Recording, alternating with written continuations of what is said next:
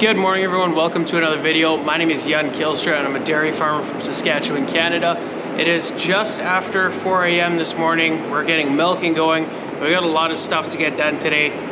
First things first though, milking. We're gonna get this parlor ready for milking mode. Gonna get the towel set up in the middle, take the milkers off the wash trays. Then we're gonna go grab some cows out of the main cow barn.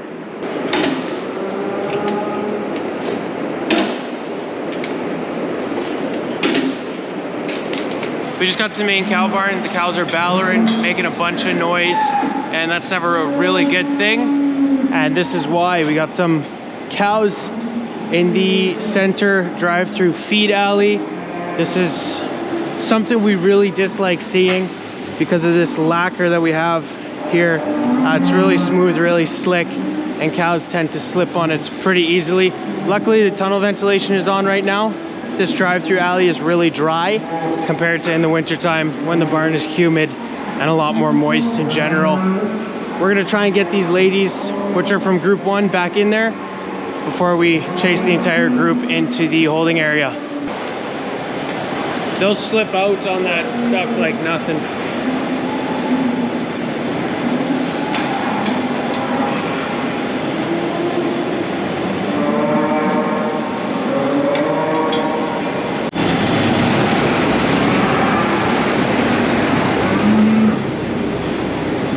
Come on, ladies.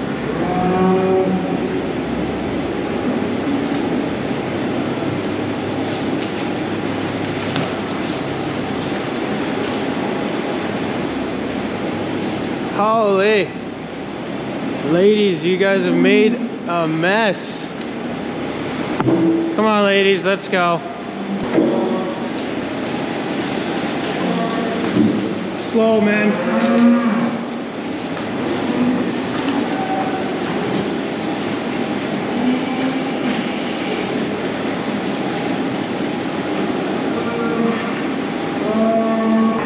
We got the ladies out of the sand room back into their group. Now we're putting them back into the holding area. Looks like they were in there all night based on how much of a mess they made in our sand room. Is this your doing? Yeah, but it was your fault. You silly goose, you're just looking at all the damage you just caused. All right, it's milking time, girl. Go on.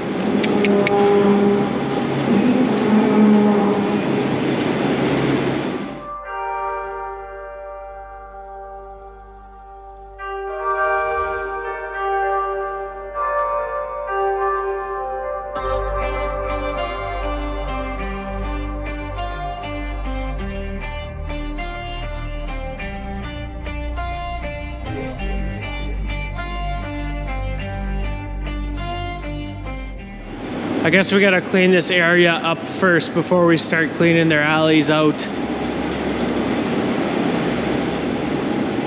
Gonna take the smaller skid steer along with the rest of the implements, park them outside, and then we'll use our tire scraper, just like we would in the alleys, to clean the entire sand room out.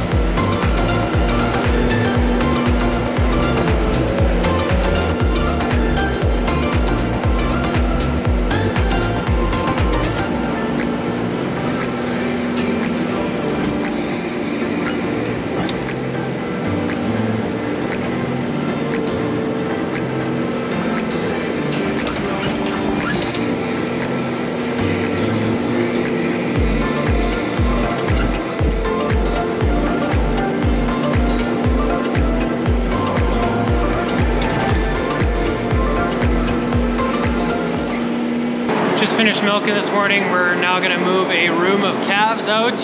They're weaned and they're ready to go to the next barn. So Dad's grabbing the wheel loader and we're gonna send these over to the next barn.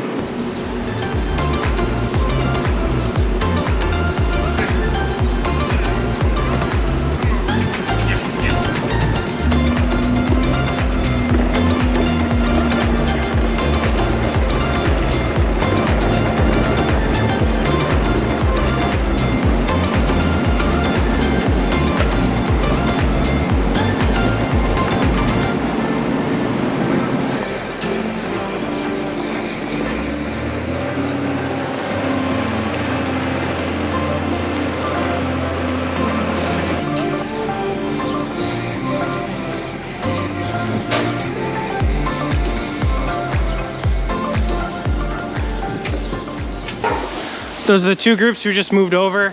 I have to at some point move corn grain into our old feed mill setup because the new one's not going yet and this one's almost empty. So I'm just gonna climb on top of the bin, double check if there's enough corn in there for this morning's feeding. That way I can move the corn over this afternoon. Well, we're up on top of the bin. I don't know how much you guys can actually see in there, but there should be enough for this morning's feeding.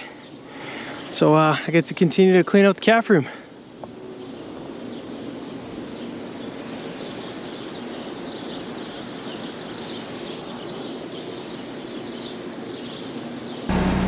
We're cleaning out those rooms now. I'm in the skid steer. Maxime, our other guy, is driving the wheel loader.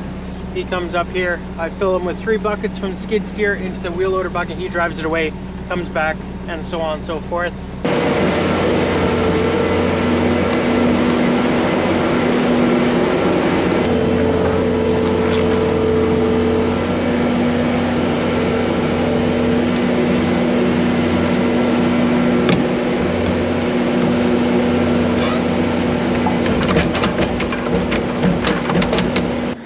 Awesome, well we got all of the sawdust scooped out of the pens, panels are back in. We always put them back in there for Neline. She's gonna come and pressure wash this. She's got the 2 soaps to disinfect and make this room as clean as it was when it was new. Cleaned up a bunch of mobile gates from the front of our freestall barn. The hoof trimmer always uses them and they were just sitting here along the wall, kind of messy. So we had to clean those up yet. It must have been here almost a month ago for that first cut of alfalfa. I think that's when they were trimming hooves in the cow barn here the last time. So finally got around to picking those gates up. We always just park them behind the barn.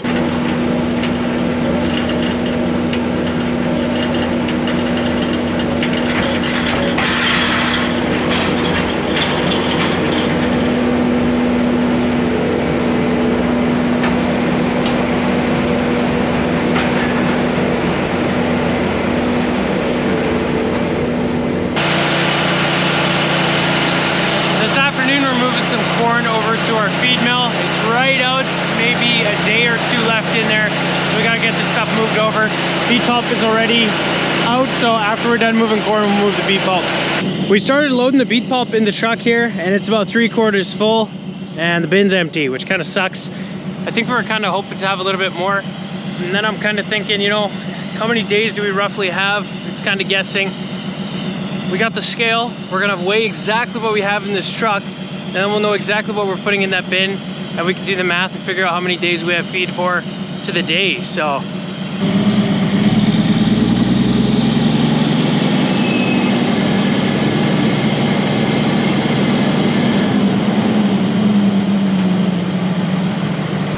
hopefully this is the last time I'm filling that bin on that spot. The next time I put something in this bin, hopefully it'll be moved over to the new feed mill setup. To end today's video, we're gonna show my mom's garden. She made a new garden this year. So why don't you tell us a little bit about it?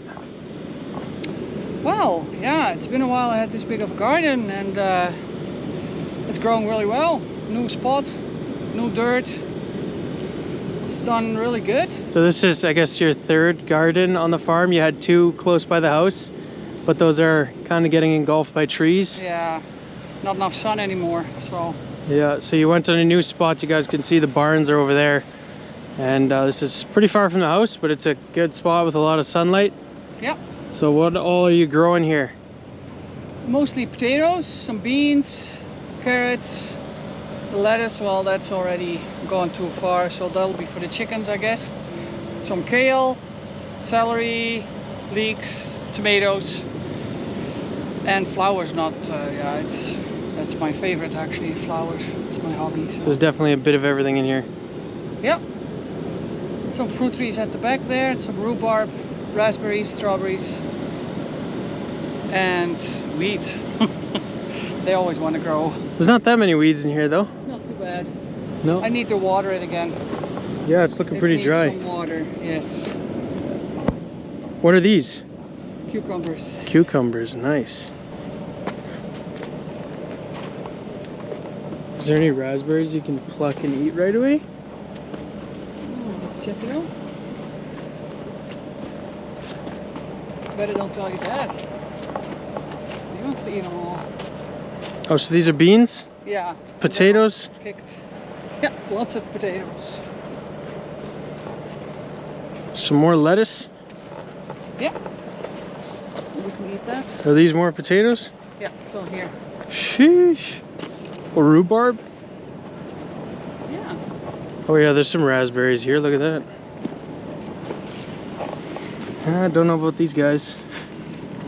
Oh, this one looks good still. Yeah, we can eat that one. It's just the first year, so it's kind of not too much yet. Well, nice garden. Thank you. It's another beautiful Saskatchewan evening. You can see our local grain elevator there in the sunset, just looking amazing. But we're in our rye field right now, and we silaged most of this field already. We got about 90 truckloads of feed off of it, but we had 3 different varieties of rye out in this field, and we left 2 test strips that we didn't chop. So this is one of them. This is Bono. The other test strip is Common. Common being rye that's been combined by other local farmers, and they just get it cleaned and then reseed it year over year. And that's been happening for maybe, 30, however many years, a ton of years. And this is a variety that comes from a seed farm or a seed distributor, and it's a hybrid variety that's supposed to yield more bushels. So we got the 2 test strips here. They're equally as long, equally as wide. We got the scale. We're going to be combining these probably within a week to see which variety yields more grain. It's going to be pretty interesting. I just want to show you guys the last update really of this field before we're going to combine and see which variety pans out the best. When we talk about the yield bushels wise, we'll also mention the feed results, because we took feed results on the 3 different varieties that were here. We don't have a yield test strip for the silage variety because that's just for tonnage and feed value. These 2 are competing on bushels per acre, and that's what we got set up here.